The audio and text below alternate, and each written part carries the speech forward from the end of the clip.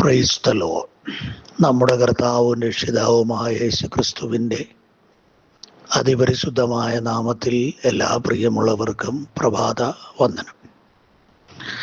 2 രാജാക്കന്മാർ 17-ാം അധ്യായം 39-ാം വാക്യം.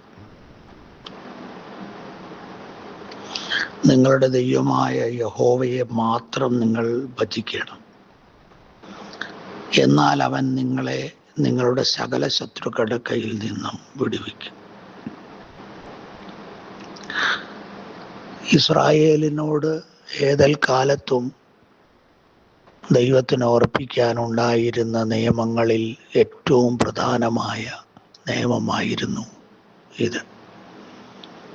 ഞാനല്ലാതെ അന്യ ദൈവങ്ങൾ നിങ്ങൾക്കുണ്ടാകരുത്, യഹോവയെ മാത്രം നിങ്ങൾ ഭജിക്കണം. അങ്ങനെ നിങ്ങൾ ചെയ്താൽ നിങ്ങളുടെ ചുറ്റുമുള്ള സകല ശത്രുക്കളുടെ കയ്യിൽ നിന്നും അവിടുന്ന് നിങ്ങളെ വിടുവിക്കും. ഈ കൽപ്പന അനുസരിച്ച് നടന്ന കാലം മുഴുവൻ ഇസ്രായേലിനെ തകർക്കാനോ ഇസ്രായേലിനെ ആക്രമിച്ച് കീഴടക്കാനോ ഒരു ശത്രുവിനും കഴിഞ്ഞില്ല. അവരെ വിടുവിക്കുന്ന രക്ഷകനായി, സൈന്യങ്ങളുടെ ദൈവമായി യഹോവ അവരോട് കൂടെ ഉണ്ടായിരുന്നു. എന്നാൽ രാജാക്കന്മാരുടെ പുസ്തകം, ദിനവൃത്താന്ത പുസ്തകം മുതലായ ചരിത്ര ഗ്രന്ഥങ്ങളിൽ നാം വായിച്ച് പഠിക്കുമ്പോൾ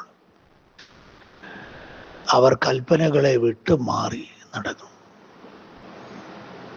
ദൈവത്തെ ഭജിക്കേണ്ടതിന് പകരം ദൈവത്തെ മാത്രം ഭജിക്കേണ്ടതിന് പകരം ബാൽ വിഗ്രഹങ്ങളിലേക്കും അശേര പ്രതിഷ്ഠകളിലേക്കും ദേശത്തിലെ വിവിധ ദേവന്മാരെ ഭജിക്കുന്ന രീതിയിലേക്കും പോയി. അതവരുടെ തകർച്ചകൾക്ക് കാരണമായി. ചെറിയ ശത്രുക്കൾ വരെ ഇസ്രായേലിനെതിരെ യുദ്ധം ചെയ്യുകയും അവരെ കീഴടക്കുകയും ചെയ്യുന്ന അവസ്ഥാവിശേഷം ഉണ്ടായി.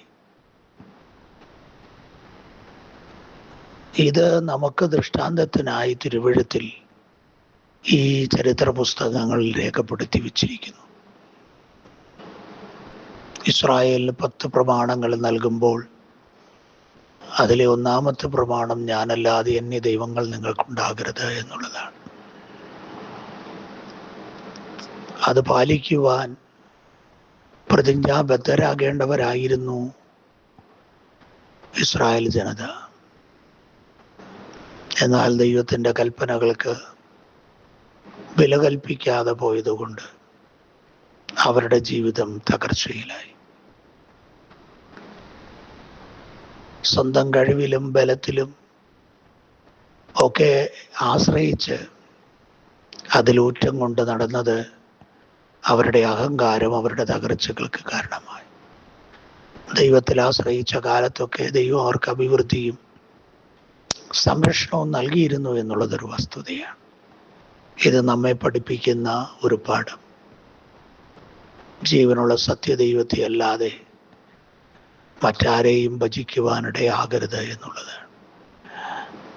ജീവനുള്ള സത്യദൈവത്തെ, സകലത്തിൻ്റെയും ഉടയവനും നായകനും പരിപാലകനുമായ ദൈവത്തെ മാത്രം ഭജിക്കുവാൻ തയ്യാറായാൽ ഒരു ശത്രുവും നമുക്കെതിരെ പ്രബലമാകുകയില്ല.